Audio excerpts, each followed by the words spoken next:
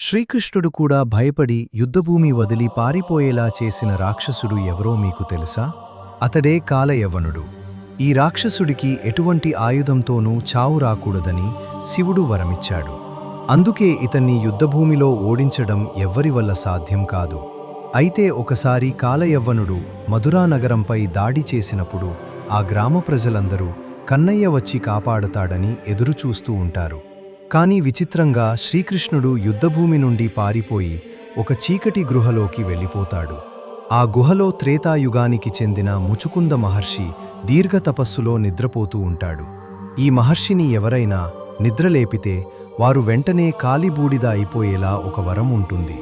శ్రీకృష్ణుడికి కాలయవ్వనుడి వరం గురించి తెలుసు కాబట్టి అతన్ని బలంతో కాకుండా బుద్ధితోనే చంపగలము అని తన వస్త్రాన్ని మహర్షిపై కప్పి నిశ్శబ్దంగా పక్కకు వెళ్ళి దాక్కుంటాడు.